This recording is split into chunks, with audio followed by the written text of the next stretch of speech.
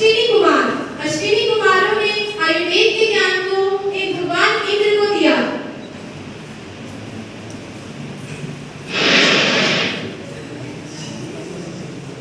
अरे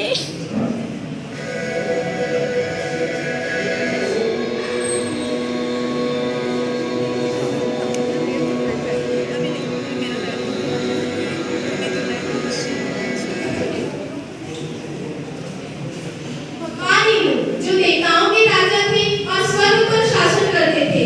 यहाँ पर जो भी विवाद हुआ वो देवताओं के द्वारा ही हुआ।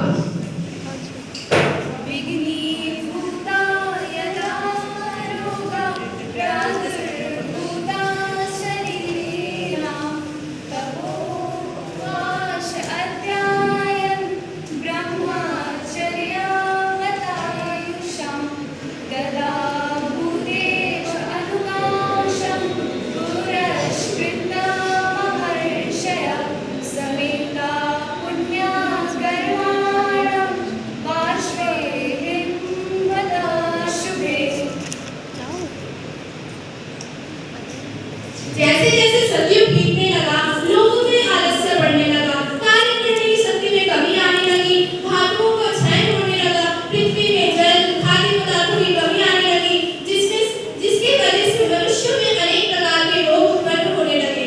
मनुष्य का मन अशांत हो गया। इन्हीं सबसे परेशान होकर मनुष्य ऋषियों के पास गए। उन्होंने अपनी पीड़ा बताई। ऋषियों ने मनुष्य पर दया करके उन्होंने एक संभाषा रखी, जिसमें अनेक देशों से ऋषियों को बुलाया गया। 68 ऋषियों को बुलाया गया, जिसमें से 53 ऋषियों ने भाग लिया और संभाषण में ये विचार किया गया कि रोगों का निवारण कैसे किया जाए।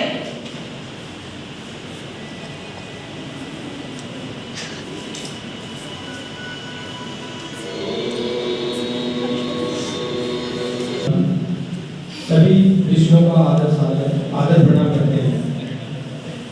यह संभाषा का उद्देश्य यह है कि पृथ्वी पर अनेक प्रकार की व्याधियां आ पड़ी, जिससे मनुष्य जाति पशु पक्षी सभी संकट से घिरे हुए। इस संभाषा आप सभी विद्वान ऋषियों को बुलाने का यही उद्देश्य है कि इन संकटों का निवारण कैसे किया जाए।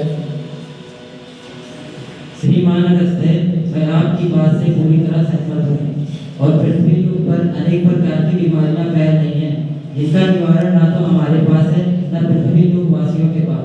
इसलिए मेरा मानना है कि हम में से किसी लोग को इंद्रलोक जाना चाहिए और महाराज इंद्र से इस बारे में बात करना चाहिए। श्रीमान, चिंता का विषय ये है कि इंद्रलोक जाएगा कौन? मुझे लगता है श्रीमान भरद्वाज को भेजना चाहिए। श्रीमान काश्यप, आप सही कह रहे हैं। श्रीमान भरद्वाज को हमें भेजना चाहिए। आपको ऐसा ही क्यों लगता है कि मुझे क्यों जाना चाहिए? श्रीमान भरद्वाज, आप अधिक बुद्धिमान हैं, हम सब में बड़े हैं, आप इंद्र जी के प्रिय हैं, इसीलिए आपका जाना उचित रहेगा। ठीक है, मैं इंद्रलोक जाऊंगा और इस समस्या का समाधान लेकर आऊंगा।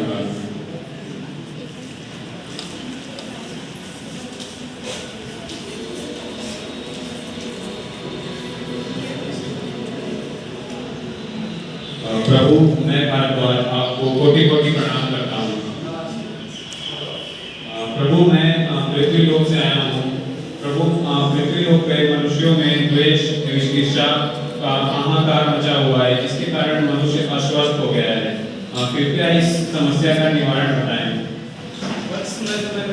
बहुत प्रसन्न हुआ जो मुझे आप ब्रह्मा जी से अगस्त का ज्ञान मिला है। मैं तुम्हें सोचता हूँ इसका सही इस्तेमाल करना है।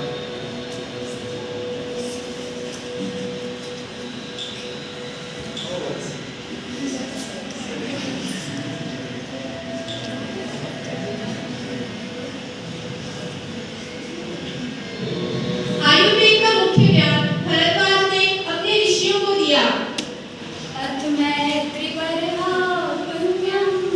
आयुर्वेदं पुनर्वसु शिष्यैर्दत्तं